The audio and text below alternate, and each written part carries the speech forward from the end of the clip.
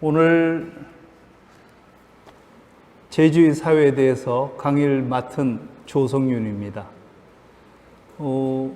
전 원래 여러 사람이 다 이 자리에 모여서 수업을 할 줄 알고 있었어요. 강의를 그렇게 하면 이야기 주고받고 하면서 하겠지 생각했는데 갑자기 대면 강의가 아니라 이렇게 비대면 강의를 하게 돼서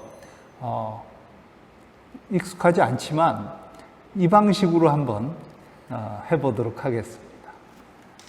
자, 지난주에는 제주 역사에 대해서 여러분들이 강의를 들으셨다고 들었습니다. 오늘은 제가 제주 사회에 대해서 얘기할 텐데, 제주 사회에 대해서 얘기한다고 하면 역사하고는 크게 다르냐? 그렇지는 않습니다. 제주 역사의 이야기도, 제주 사회 이야기도 다 우리 살아가고 있는 이 땅에서 사는 사람들 이야기거든요. 다만 다른 게 있다면, 역사 이야기는 아주 오래전부터 그래도 조선시대 얘기까지가 되게 중심인데, 이 제주 사회 시간에는 아무래도 근대 이후, 그러니까 조선왕조가 끝나고 일제 식민지 시대를 거쳐서 해방 이후의 우리들의 삶에 대한 이야기가 중심이 될 겁니다. 자, 그렇게 생각하고 시작을 해봅시다. 그러면 사회, 이렇게 얘기하면 내용을 구체적으로 어느 범위로 잡아야 될까요? 한국 사회, 이렇게 얘기할 때 하고 달리 지금 우리가 제주 사회 이렇게 얘기하면요, 이건 지역 사회를 가리킵니다. 제주 지역. 그런데 제주 지역은요, 다른 데하고 좀 다릅니다. 예를 들어서 경상도, 전라도, 그건 경상남도, 경상북도, 전라남도, 전라북도 이렇게 다 나눠지죠. 근데 그렇게 나눠지는 곳은 인구도 몇백만 명씩 됩니다. 서울, 그럼 서울은 1000만 명이 넘습니다. 근데 제주도는 인구가 한 60만 명. 그리고 다른 지역하고 굉장히 또 조건이 다르죠. 뭐가 다르죠? 섬이라고 하는 지리적인 자연환경의 조건이 굉장히 다르죠. 그런데, 그러니까 이 지역사회라고 불러도 다 같은 지역사회가 아니고, 제주는 다른 한국사회 안에서 다른 지역사회와는 굉장히 다른 특징을 갖고 있습니다. 그래서 그 특징을 먼저 우리가 좀 염두에 둘 필요가 있을 것 같습니다. 두 번째로, 제주 지역사회에 대해서 이제 공부를 한다고 할 때, 그럼 지역사회 안에서 어떤 걸 공부하느냐? 사실은 우리가 제일 관심을 갖는 건요, 지역사회 안에 살고 있는 사람들입니다.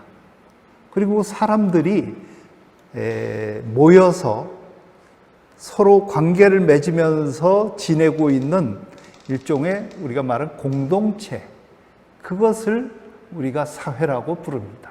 아무 관계없이 그냥 통계학적으로 만나는 사람들의 숫자가 아니라 서로 관계를 맺고 살아가는 사람들입니다.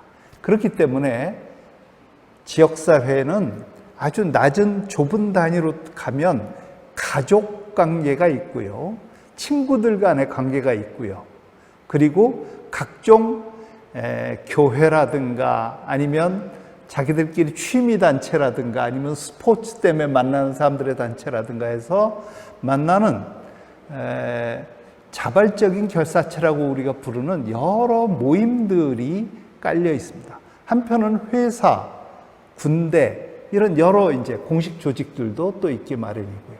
근데 그런 것들이 어우러져서 우리가 사회를 이루고 있습니다. 제주라고 하는 공동체는 다른 지역과는 달리 섬이라는 조건 속에 있으면서 사람들이 그렇게 얽혀서 지내고 있는 겁니다. 그러니까 이 제주 사람들은 지금 다른 지역과는 어떤 특징을 갖고 있는지를 오늘 공부를 해보도록 하겠습니다. 자, 제일 중요한 것부터 얘기합시다. 제주도는요, 섬입니다. 여러분들, 제주에 사는 분들이 섬에 대해서 얼마나 의식을 하고 살아갑니까? 요즘 태풍이 불면 제일 먼저 태풍이 닥치는 곳이라서 아마 느낄 수 있을지도 모릅니다. 아, 제주도가 제일 먼저 바람이 불어닥치는 곳이구나. 그리고요, 제주 지역사회가 갖고 있는 가장 중요한 특징은 조선시대 내내 육지와는 별개의 지역이었습니다. 그리고 육지에서 지방관이 제일 가기 싫어하는 부임지였습니다. 왜냐하면 멀기도 하고 그 배 타면 잘못오다가 빠져 죽을 수도 있고요. 그리고 그 파도에 휩쓸리면 고생을 무지하게 많이 했다고 합니다. 그런데 막상 제주도에 지금 살고 있다 보면 오늘날 과학기술이 발달해가지고 이제는 비행기로 편안하게 왔다 갔다 하고 제주 사회에 살면서도 교통체증도 느낄 정도로 차로 다니고 이러다 보니까 내가 지금 섬에 살고 있는지 아니면 부산이나 서울 같은 데 살고 있는지 별로 이제는 구분을 못할 정도가 돼버렸습니다. 아마 그걸 제일 그런 것이 진행이 됐던 이유는 도시화가 돼서 그럴지도 모릅니다. 제주도 지역이 지금은 거의 80%가 도시 지역의 주민들이 거주하고 있습니다. 그리고 그 도시 인프라라고 얘기하는 그 기반 시설이 다 갖춰진 곳에서 이제 사람들이 살다 보니까 그런 게 훨씬 의식이 되지 않는 막 그런 건지도 모르겠죠. 하지만 옛날에는요, 조선시대 내내 제주도는 그 육지 다른 지방 사람들하고는 아주 구분되는 지역으로 사람들이 인식했습니다. 조선시대 제주도 사람들은 사실은 서울로 잘 올라가지도 못하고 서울에 있는 사람들이 제주도 오는 경우는 아주 희귀했습니다. 그리고 제주도에서 나는 것들 중에 특산물을 서울에 바치지만 서울에 누가 사는지 보지도 못한 채로 그냥 바치기만 하면서 살았던 게 조선시대이기도 합니다. 더 옛날로 올라가게 되면요, 제주도는 탐나국이 있었습니다. 그리고 이게 고려 후반기에 와서야 1105년이 되면서 드디어 탐나라는 국가가 끝나고 제주란 이름과 함께 제주현이 돼버리거든요. 그랬을 때 그때부터 말하자면 한반도에 있는 육지 정권의 한 일부 지역이 행정구역으로 들어가 버리죠. 그래서 고려 말기에 잠깐 그렇게 됐다가 조선시대에 오게 되면 내내 변방에 있게 됩니다. 근데 여러분 하나 전제를 하고 갈 게 있습니다. 뭐냐면 탐나국 시절, 그러니까 고려 후반기에 중앙정권의 일부 행정구역이 되기 전에는 적어도 독립국가였고 이 탐나라고 하는 지역에 살고 있는 제주 주민들은 독자적으로 일본 아니면 중국에 있는 다른 지역들하고 교류를 하면서 자기네가 원하는 거를 무역을 하면서 살아왔습니다. 제주 사람들이 그러니까 중앙정부에서 볼 때는 제일 먼 곳에 사는 사람들이지만 제주 사람들 입장에서 보면 중앙고려라고 하는 것 또는 나중에 조선이라고 하는 곳은 어디까지나 한 정부일 뿐이고요. 일본 또는 중국 아니 다른 지역들과 교류를 한다고 하는 점에서 보면 제주도는 전혀 다른 관점에서 볼 수도 있습니다.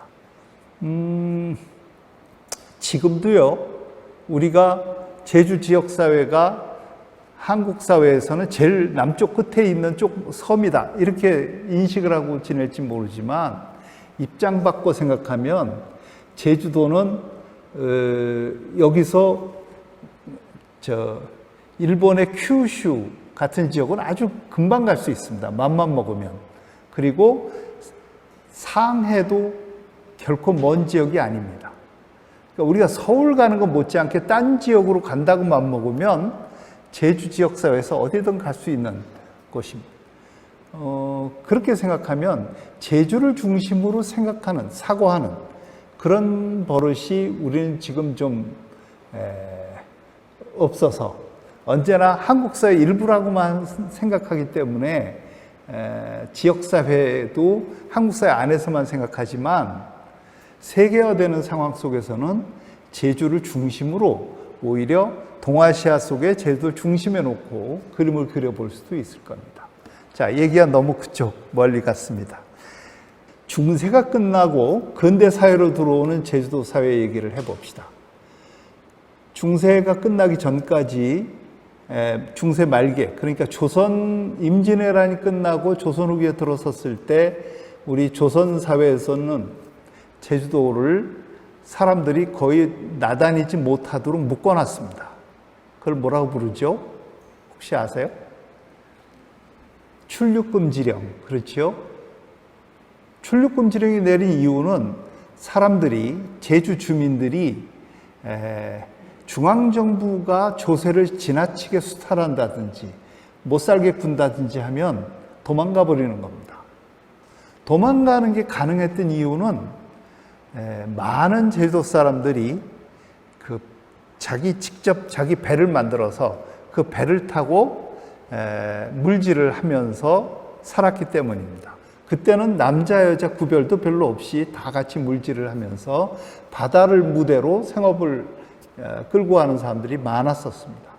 그런데 그 사람들이 그 세종 때를 지나서 중종 때부터 임진왜란 때까지 다 멀리 나갔습니다. 그래서 정확하진 않지만 인구가 한 8, 9만 정도 되는 곳 시기로부터 임진왜란 때쯤 오면 한 6만 정도까지 떨어집니다. 그래서 2만에서 3만 명이 나가버렸습니다. 그래서 조선 후기로 들어오면서 인조 때 오면 사람들이 더 이상 나가는 걸 막겠다 해가지고 모든 배를 다 뺐습니다. 그리고 사람들을 가둬놨던 겁니다. 그런 점에서 보면 제주도 사람들은요, 바다에 떠 있는 섬에 살고 있지만 바다하고 상관없이 살게 됐습니다. 그래서 모든 제주도 사람들은 바닷가에서는 고기잡이는 태우만 이용해서 잡도록 했습니다. 그리고 모든 제주도 사람들에게 주어진 것은 농사밖에 없었습니다. 농사하고 말 기르고 소 기르는 거죠.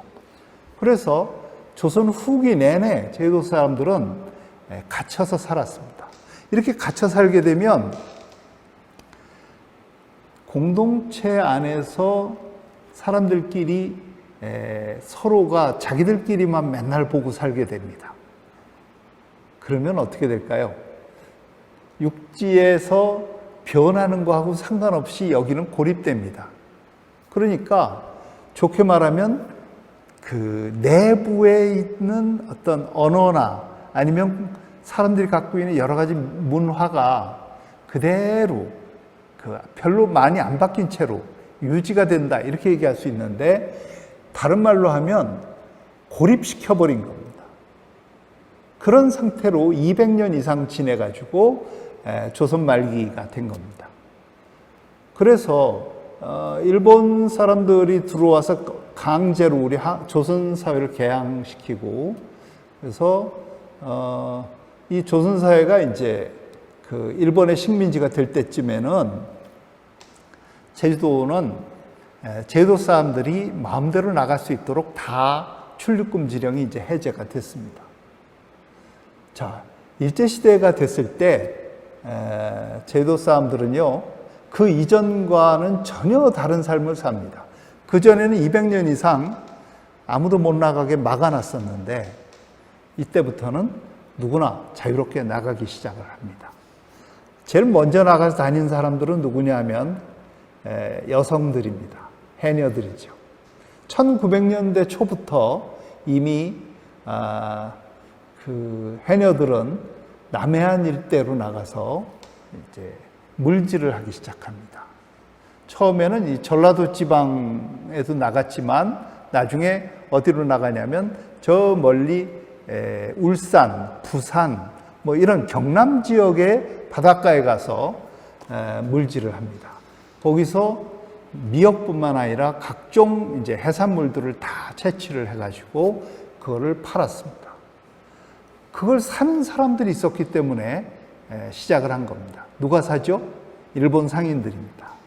일본 상인들이 그걸 유도하기 위해서 일부러 배를 내가지고 해녀들을 태우고 부산으로 가고 울산으로 가고 아니면 삼천포로 가고 해가지고 일을 하도록 시켰습니다. 그래서 빠르면 봄에 나가고요. 그래서 5월, 6월엔 다 나가서 일을 하다가 나중에 가을 늦으면 돌아오기도 하고요. 그렇게 나가기 시작했는데 처음에는 200명, 300명 나가다가 나중에는 4,000명, 5,000명까지 늘어났습니다. 그리고 그 제주도 안에서 그렇게 한번 데리고 나가는 거를 할 때는요, 일본 어선 선주들이 또는 조선인들도 그걸 따라서 제주도 사람들 남자들이 배를 구해가지고 그렇게 배에다 여성들을 태우고 나가기도 했습니다. 심지어는요, 저 판포 쪽에 살던 그 남자가 박기만이라고 하는 분이 있었는데 그 박기만이라고 하는 사람은 1930년대쯤 되면 해마다 그 제주도 여성들을 10명, 20명씩 모집을 합니다. 모집할 때 짧으면 그냥 한 계절이지만 길면 3년 계약까지 합니다. 그래가지고 그 부모한테 미리 돈을 다 줍니다. 그러면 부모들이 싫어하는 사람이 없어요. 미리 성금을 주니까 당신 딸 데려가서 일시키고 잘 데리고 오겠습니다. 그럼 어서 데려가시오. 그래갖고 선금으로 3년치를 준 다음에 그 딸을 데리고 일본에 갔습니다. 대개 그렇게 갔던 그 박기만 씨는 저 일본 동경 옆에 지바현이라고 있는데 지바현에서 수십 명 그 지역 어장 그 채취권을 사들여 가지고 거기 제주도 여자들이 일을 할 수 있도록 했었습니다. 제가 그곳을 한 10년 전에 가봤었는데 가보니까 그쪽 한 절에 일본은 절 뒤에 가면 무덤 묘지들이 쭉 있습니다. 근데 그 묘지에 거의 절반쯤이 제주도 사람들입니다. 그래서 왜 이렇게 많은가 해서 그 내용을 살펴봤더니 다 이쪽 지역 같으면 판포를 중심으로 한 한경 지역주에 있는 그 해녀들이 그쪽에 가서 일을 하고 또 거기 정착했다가 거기서 돌아가시면 거기에 무덤을 쓰고 그렇게 해서 이제 그 지역 사람들이 된 거를 볼 수 있습니다. 이렇게 해녀들은 처음에는 우리나라 남해안 지역만 나갔다가 나중에는 서해안도 가고 동해안도 가고 심지어는 울릉도, 독도까지 가서 해녀 활동을 했습니다. 그리고 여름 더운 때는요, 원산으로 올라갔다 블라디보스톡까지 물질을 하러 갔습니다. 블라디보스톡 가면 거기는 한 7, 8월 뜨거울 때만 일을 할 수 있는데 대신에 아무도 바다에 나가서 활동을 한 적이 없어서 무진장이었다고 합니다. 그래서 그런 활동까지 했지만 일본 가면 일본도 중요한 여러 지역에서 제주도 해녀들이 가서 활동을 했습니다. 제주도 해녀들은 일본 해녀들과 어울려서 하기도 하고 때로는 부딪혀서 갈등을 빚기도 하고 하면서 여러 군데서 활동을 해봤습니다. 여러분, 해녀들이 일제시대에 나가서 활동을 했다고 하는 건요, 조선시대까지 하고 비교하면 뭐가 다르냐면 조선시대에는 상품화가 거의 안 됐습니다. 상품화됐던 건 미역밖에 없습니다. 나머지 소라, 그 다음에 전복, 그 다음에 다른 여러 가지 해산물은 말려서 특산물로 곡물로 바치는 것들이었습니다. 상인들이 가져갔던 거는 미역은 있었죠. 근데 그 이외에는 다 그랬었거든요. 상품화가 안 되니까 결국은 어떻게 했냐? 조선시대에는 내내 억지로 관이시키는 일만 했었던 거죠. 그랬는데 이게 일제시대 때 들어오면서 이게 자본주의 산업화가 진행이 됐잖아요. 그래서 산업화되는 가운데 일본 사람들이 욕심이 나니까 돈을 주고 일을 시켰어요. 그래서 제주도 여성들이 전에는 물질하던 사람이 얼마 안 됐지만 바닷가에 있는 웬만한 여성들은 거의 다 물질하는데 나섰다고 할 정도로 나섰고요. 나중에 그래서 제주도의 해녀들이 10,000명이 넘었었죠.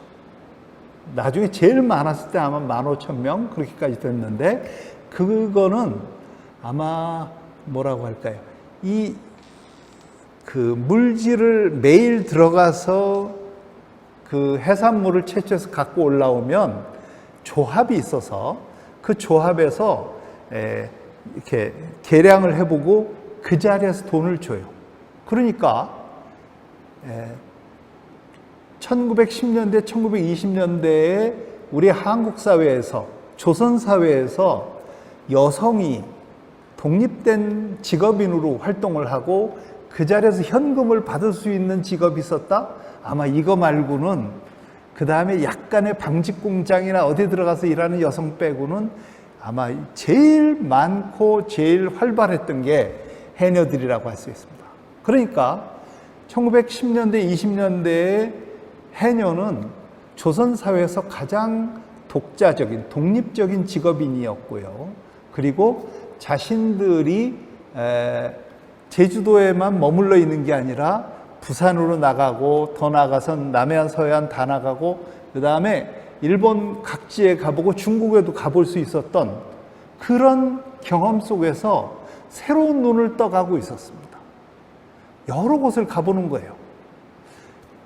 제가 1980년대에 처음 제주대학 선생으로 왔을 때 처음 한 2달 동안 머물렀던 집이 제가 잘 아는 후배 집인데 그 어머니가 해녀셨어요.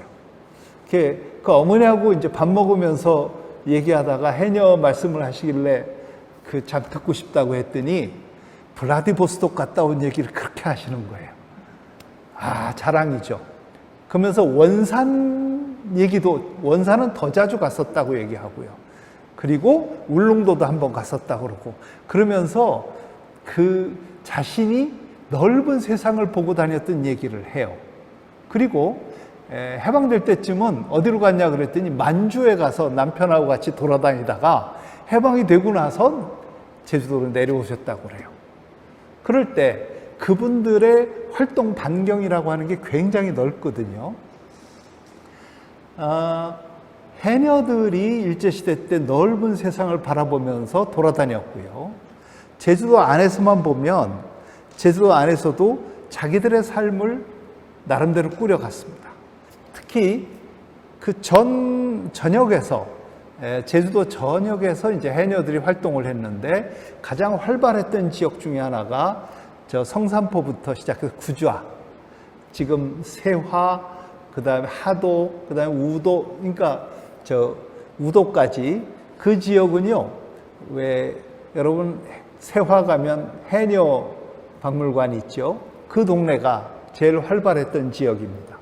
근데 그 지역이 유명했던 게 해녀들 모아서 야학을 했었죠. 야학 강습소를 했었는데 그 야학 강습소를 중심으로 해서 사람들이 교육을 받고, 그래가지고 기본적인 교육을 받고 그 가르쳤던 사람들은 주로 사회주의 성향을 갖고 있었던 청년들인데, 이 청년들은 학교 교사도 있고 아니면 그 교사가 아니면 그 지역의 지역 신문사 기자도 있고 이런 여러 가지 활동을 하는 사람들이 있었는데, 그런 사람들이 이제 교사로 활동을 했죠. 그래서 이런 교사들과 해녀들이 서로 이야기를 나누면서 새로운 세상에 대한 비전을 만들어가고 있었습니다.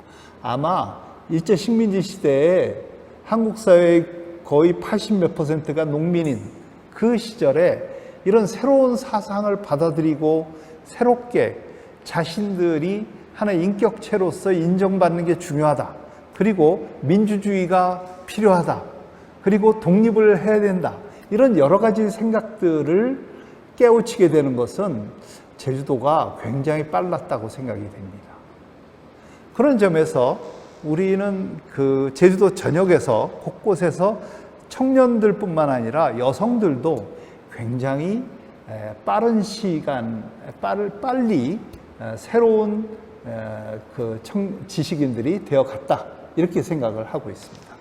자, 또 한 가지 말씀드리겠습니다. 뭐냐면 1920년이 되면 일본이 그 3.1운동 이후에 그 일본 사회 안에서는 산업화가 한참 진행이 됩니다. 그래서 그 산업화되다가 보니까 노동력이 필요했어요. 그랬을 때 노동력을 조선에서 이제 데려가기 시작을 합니다. 그때 그걸 위해서 항로가 새로 생깁니다. 일본과 조선을 잇는 제일 중요한, 제일 사람들이 많이 오고 갔던 데가 어딘지 아십니까? 부산하고 시모노세키입니다. 부산과 시모노세키는 관부 연락선이라고 부르는 게 왔다 갔다 했죠. 근데 그거 말고 또 하나 중요한 게 다닙니다. 그게 바로 제주도와 오사카를 잇는 항로입니다. 제주도와 오사카를 잇는 항로를 열어놓으니까 제주도 사람들이 부산을 거치지 않고도 직접 가게 됐습니다. 물론 목포에서 이제 그 시모노세키를 가거나 원산에서 니가타를 가거나 하는 여러 항로가 있었지만 가장 활발했던 항로는 이 시모노세키 항로 다음으로 제주와 오사카를 잇는 항로였습니다.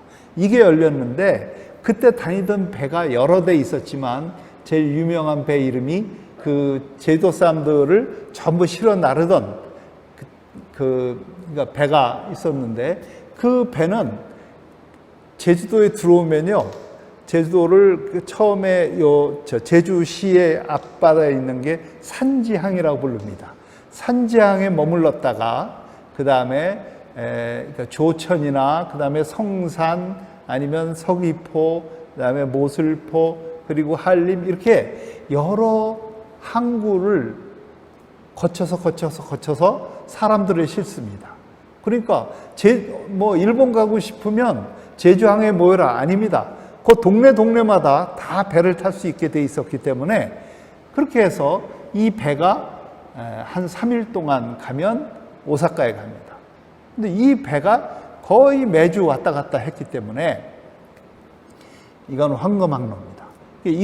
이것이 다니면서 제주도 사람들이 오사카 쪽으로 주로 나가게 됐습니다. 제일교포 지금 오늘날 제일교포를 놓고 생각해 보면 제일 많은 사람들이 간 건 물론 경상도입니다. 경상도 분들이 전체 한 절반 이상을 차지하지요. 그리고 그 다음에 전라도 사람들도 많이 갔습니다. 그 위에 분들, 그러니까 북쪽에 있는 사람들은 거의 일본으로 가지 않았습니다. 왜냐하면 일본이 아니라 오히려 만주 쪽으로 더 많이 갔기 때문이죠. 근데 경상도 사람들과 전라도 사람 못지않게 제주도 사람들이 많이 넘어갔습니다. 얼마나 되느냐? 제일교포 전체의 한 15%에서 20%.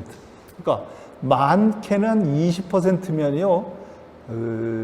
오늘날 우리 한국 사회에서 제주도 인구가 얼마나 된다고 합니까? 대개 1% 조금 넘거나 1%쯤으로 봅니다. 근데 그때 제일교포들 중에 20%입니다. 굉장히 많은 거죠. 특히 오사카 쪽에 집중이 됐습니다. 그래서 오사카 쪽에 집중된 이유는 아시죠? 배가 오사카하고 직접 연결이 됐기 때문입니다. 그래서 오사카 쪽을 갔는데 오사카는요, 그때 일본에서 제일 큰 공업지대였습니다. 오사카, 교토, 그리고 고베를 연결하는 이 지역이 제일 큰 공업지대였습니다. 그래서 이 지대에 많은 노동자가 필요했는데 그 제도 사람들이 가서 한번 일을 하다 보니까 제도 사람들이 자기네가 볼 때 일을 잘한다고 생각됐나 보죠. 딴 지역에서 인력이 일본으로 넘어가는 걸 막을 때도 제주도만은 안 막았습니다. 제주도 사람들은 얼마든지 일본을 드나들기 시작을 했습니다. 그래서 제주도 인구가 그때 다 합쳐서 한 20만 밖에 안 됐는데, 나중에 보면 1945년 전쟁 끝날 때쯤 제주도에 한 17만, 그리고 일본에 한 10만 정도까지 들어가 있었다고 봅니다. 그러니까 한 3분의 1, 한 3분의 1쯤은 일본에가 살고 있었다, 이렇게 얘기할 수 있고요. 일본에서 일하고 있는 사람들이 이미 일본에 정착을 해서 아들, 딸을 낳고 거기서 살고 있었습니다. 그러니까 제주도 사람들이 2세가 거기서 나서 거기서 자란 거죠. 그러다 보니까 오사카를 중심으로 해서 제주도 공동체가 만들어졌습니다. 그 제주도 사람들이 모여서 살고 있는 지역 중심으로 한 데가 지금 그 일본 오사카의 쯔루하시라고 부르는 지역, 이쿠노구에 쯔루하시고, 거기서 조금 더 안으로 들어가면 조선인 시장, 그러니까 코리아타운이라고 오늘날 부르는 그 일대가 정말 제주도 사람들이 많이 살고 있었습니다. 그 조선인 시장이라고 말은 붙었지만 그 상인들의 70%가 제주도 사람들이었습니다. 그건 제가 1980년대에 처음 그 동네에 가봤을 때도 놀란 게, 제주도에서만 보던 게 거의 많이 있습니다. 대표적인 게 이제 빙떡. 빙떡은 육지에 다른 데 가서는 잘 보기 힘든데, 거기 갔더니 이 집 저 집에서 빙떡을 팔고요. 요즘 나오는 조그만 빙떡이 아니라 큰 빙떡 만들어서 팔았습니다. 그래서 보고, 야, 이게 왜 여기 있지? 그랬더니 이걸 어떻게 아느냐 그래서, 난 제주대학교 선생님이다 그랬더니 그럼 하나 먹어보라고 이렇게 먹고 아주 즐겁게 그분들하고 얘기한 기억이 있는데요. 이렇게 해서 오사카 지역을 중심으로 해서 주로 많은 노동자들이 가서 일을 처음에 시작했고, 노동자만으로만 있었던 게 아니라 노동자로 몇 년 일하다 나와서 자기 가게를 차리고, 노동자로 일하다가 나와서 자기 공장을 차리고 했던 사람들도 많았습니다. 그러다 보니까 거기서 2세, 3세를 계속 키우면서 자라게 됐던 겁니다. 여러분, 제주도 사람들의 공동체에 대해서 아까 잠깐 얘기했습니다. 근데 이렇게 하다 보니까 또 하나의 제주인들의 공동체가 오사카에 만들어진 겁니다. 몇만이 되는 사람이 한꺼번에 모여 사는 거지요. 그리고 또 하나는 동경으로 올라가서요. 동경 쪽에도 또 하나의 제주인들의 공동체가 만들어졌습니다. 우에노 옆에 가면 제주도 사람들이 많이 사는 동네가 따로 있습니다. 그 지역을 중심으로 해서 모여 살았습니다. 언제나 낯선 지역에 가면 제주도 사람들은 좁은 지역에 서로 이렇게 모여 살면서 서로가 서로를 연결했습니다. 그렇게 해서 오사카, 그다음 동경 지역의 제주인들의 공동체가 제주도보다는 좀 작지만 그들의 삶을 이제 제주도가 확대돼서 나간 또 하나의 공동체들이 만들어진 것입니다. 그리고 그 중간에 부산이라고 하는 지역이, 서울은 오히려 그렇게 많지 않습니다. 부산에 제주도 사람들이 많이 모여 살게 됐습니다. 그거는 1945년 해방이 되면서 더 경향이 심해집니다. 왜냐하면 1945년에 해방이 딱 되고 나서요, 사태가 바뀝니다. 왜냐하면 이제 일본이 지배하던 시대가 지나갔습니다. 그러고 나니까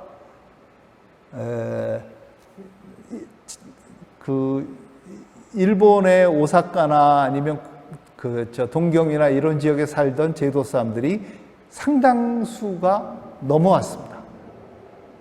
그리고 제주도로 돌아온 거죠. 그리고 부산 살던 사람도 돌아오고, 아니면 전국 어디 떠돌던 사람들까지 다 돌아와서 제주도는 17만이었던 인구가 갑자기 23만, 24만이 됩니다. 그러니까 7만 명이 한꺼번에 들어오면서 제주도가 굉장히 바글바글하게 바뀝니다. 제주 사회는 그러니까요. 1945년 해방되던 바로 그 시점에서 보면 제주도에 굉장히 그래도 안에서 먹고 살만한 사람들은 앉아 있었고 먹고 살기 힘든 사람은 다 돈벌이를 하러 밖으로 나갔던 셈입니다. 그런데 그 나갔던 사람들이 거기서 일만 한 게 아니라 돈도 벌고 교육도 받고 아니면 때로는 공장에서 일하다가 사회주의 사상에 눈 떠갖고 노동운동도 하고 그러다가 돌아옵니다. 돌아와서 제주 지역사회에 그런 사람들이 모여드니까 제주 사회가 어떻게 바뀌느냐? 아주 활기차입니다. 그리고 전국에 해방되자마자 전국에서 미군이 들어오기 전부터 그 중요한 기구들이 만들어지는데 대표적인 걸 우리가 뭐라고 부르냐면 자치기구가 인민위원회입니다. 그 인민위원회가 제주도는 특징이 사회주의 사상을 가진 사람, 그냥 민족주의 사상을 가진 사람, 온건한 사람 다 같이 모여서 만듭니다. 그래가지고 이 사회주의 세력을 중심으로 한 것뿐만 아니라 이들이 거의 치안을 다 장악을 합니다.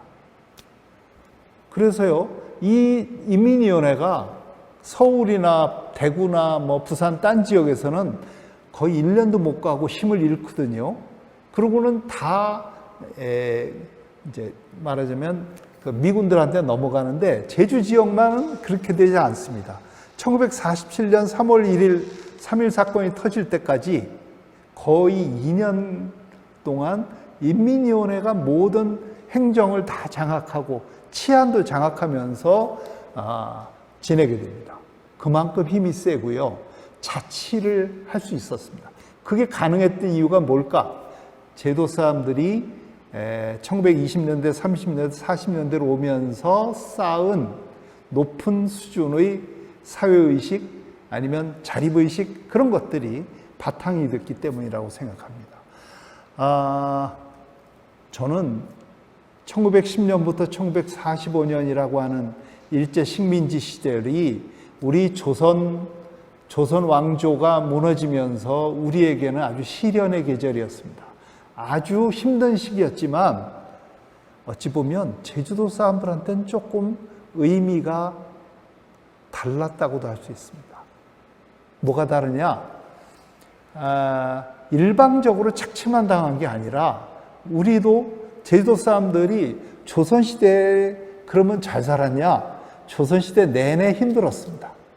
그러다가 오히려 일본인들이 들어오면서 그 제주도 사람들이 그 여러 곳으로 나가서 자기가 일자리를 찾게 됐고 그 일자리를 찾으면서 서서히 사회의식이 높아지고 그들이 갖고 있었던 어떤 사회경제적인 어떤 지위도 조금씩 높아지고 그러면서요 1945년 무렵이 되면 한국 사회에서도 가장 학교 교육 수준이 높고 나름대로 자치의식을 갖고 있었던 구역으로서 제주 지역사회가 자리를 잡고 있었다. 이렇게 얘기할 수 있습니다. 근데 1945년도에 한국 사회는 해방은 됐지만 한국 사회가 한국인들 마음대로 새로운 국가를 건설할 수 있는 입장이 아니었습니다. 그때는 그 남쪽에는 미군이 들어왔죠. 미군정을 합니다. 북쪽은 소련군이 들어왔습니다. 그래서 소련이 다시 군정을 하게 됐습니다. 그러다 보니까 북쪽에는 자연스럽게 사회주의 정권이 들어서고요. 남쪽은 미군정이 들어와서 사회주의 정권은 들어서지 못하게 막습니다. 그러다 보니까 이건 문제가 생기는 게 독립운동하던 사람들은 사회주의 사상을 가진 사람들이 많았는데 그들을 다 배제시켜 버리니까 결국은 남쪽에 누가 권력을 갖게 됐느냐? 일제시대 때 일본인들 밑에서 행정 관리를 하던 사람들, 일제시대 일본인들 밑에서 경찰을 노릇하던 사람들이 다 다시 권력을 잡습니다. 그러니까 그거에 대해서 제도 사람들이 적극적으로 저항을 했던 거고요. 그 저항을 하다 보니까 4.3 사건이 터졌던 거라고 할 수 있습니다. 그런 갈등 속에서 제도 사람들이 이게 살기 힘드니까 굉장히 많은 사람들이 1947년 3.1 사건에서 48년 4.3 4월 3일 터질 때까지 한 1년 1개월 동안 경찰서에 잡혀간 사람이 얼마나 될 것 같으세요? 3,000명이 넘습니다. 그 3,000명의 젊은 아이들을 다 잡아놓고 고문하고 또 그걸 죽이기까지 하고 그랬었는데, 그런 사태를 겪고 나서 제주도 사회에서는 그 4.3 때 웬만한 사람들은 곳곳으로 다 도망가거나, 특히 일본으로 다시 돌아가서 도망간 사람들이 굉장히 많았죠. 그러면서 제주 지역사회는 대한민국의 정권에 의해서 무력으로 진압을 당했다, 이렇게 말을 할 수가 있겠습니다. 여러분, 이게 1948년 4.3 이후에 지금까지 70년이 지났습니다. 70년 동안 우리 정치적으로 보면 제주 지역사회는 한국 사회가 갖고 있는 반공국가, 자본주의 반공국가의 기본 노선을 따라서 철저하게 그걸 따르지 않으면 제거당하는 그런 속에서 사회가 진행되어 왔다고 할 수 있습니다. 정치적으로 보면 굉장히 슬픈 역사를 또 가져왔던 거죠. 그러니까 그 전에 일제 36년 동안은 일본 제국주의에 의해서 정치가 권력이 장악됐고, 그 이후에는 또 제주도민들이 원하지 않던 그 방식으로 지배를 당하면서 지내왔다고 할 수 있습니다. 그런 점에서 정치적으로 매우 슬픈 역사라고 할 수 있습니다. 해방 후에 그리고 4.3을 거치고 나서 우리 제주 사회에서는 정말 먹을 게 없어서 사람들이 고생을 많이 했죠. 결국은 그래도 딴 지역에 비해서 먹고 사는 걸 나름대로 해결할 수 있었던 건 어떤 거냐? 바다를 중심으로 해서는 해녀들이 활동을 하고 있었습니다. 그들이 집안 가게를 먹여 살렸습니다. 중산간을 중심으로 한 곳에서는 그래도 농사를 여러 지어가면서 최소한의 삶을 사는 게 가능했습니다. 1960년대 이후 한국 사회가 산업화되기 시작합니다. 한국 사회는 1960년에서 2020년까지 오면서 보면 지난 60년 동안 한국 사회 전체의 사회 구조가 다 바뀌게 됩니다. 우선 산업 구조를 볼까요? 농업이 그전 인구의 80%가 농민이었는데 지금은 농민이 전 인구의 5%밖에 안 됩니다. 근데 제주도는 그거보다는 훨씬 높습니다. 어쨌든 이제는 농민이 적은 시대가 됐습니다. 그리고 거의 옛날에는 도시라고 볼 수 있는 지역은 조그맣게밖에 없었지만 지금은 거의 모든 곳이 도시화가 돼가고 있습니다. 그러니까 산업화되고 자본주의적인 산업화가 이루어지면서 사회가 바뀌고 모든 사람들이 도시화되고요. 옛날에는 학교 교육이라고 하는 건 거의 받아보지 못했는데 지금은 거의 대부분의 사람들이 학교에서 공부를 하는, 아마 전 세계에서도 학력이 제일 높은 것이 한국 사회가 아닐까 싶습니다.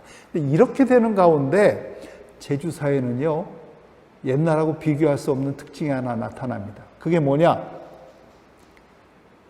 제주 사회가 한국 사회의 일부분으로 거의 확실하게 통합이 되어버립니다. 우선 옛날 1960년대, 70년대 라디오, 80년대 이후는 텔레비전이 많은 사람들에게 보급이 됩니다. 그리고 90년대 이후로 오게 되면 인터넷이 발달하고요. 이 세 단계를 거치면서 제주 지역사회는 옛날에는 말도 다르고 풍습도 다르고 모든 것이 달라서 제주도만이 갖고 있는 독특한 특징이 있었다고 생각되고 거의 90%가 되는 사람들이 다 동질적인 사람들이었습니다. 그런데 지금은 그렇지 않습니다.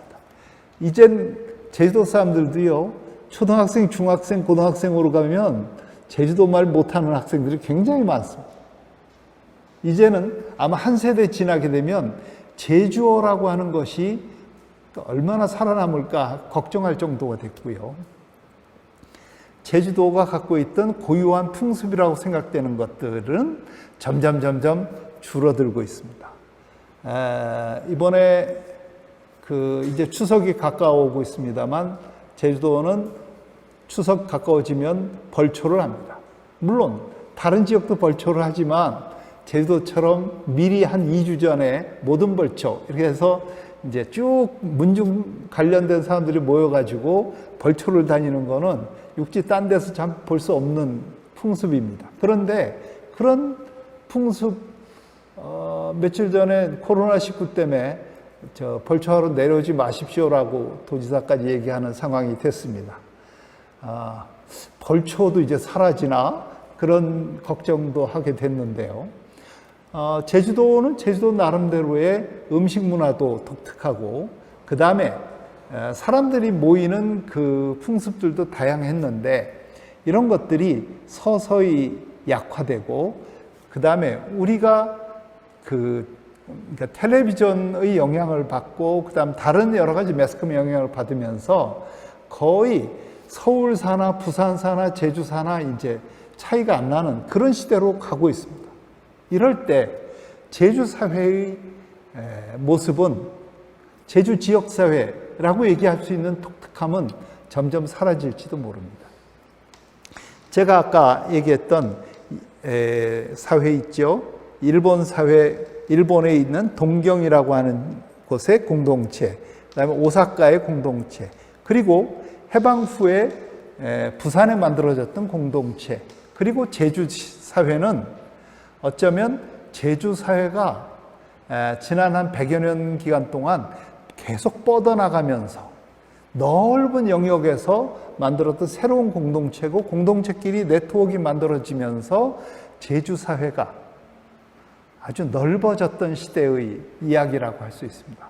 그런데 지금은 그게 아니고 그런 오사카나 동경과의 네트워크는 점점 약해지고 이제 거의 관계가 별로 없는 것처럼 되어버렸습니다. 부산하고 우리하고 관계가 별로 없는 것 같죠. 여러분 영도구에 가면 제주도 출신들이 국회의원하고 합니다. 근데 그 사람들하고 우리하고 별로 관련이 없는 것처럼 지금 느끼게 된 그런 시대가 됐습니다. 자, 이런 시대에 제주 사회 특징은 뭘까요? 우리가 제주 사회에 산다고 하는 건 무슨 의미일까요? 그리고 제주 사회의 독특한 문화를 지킨다고 할 필요가 있을까요? 이런 데 대해서 한번 생각해 봅시다.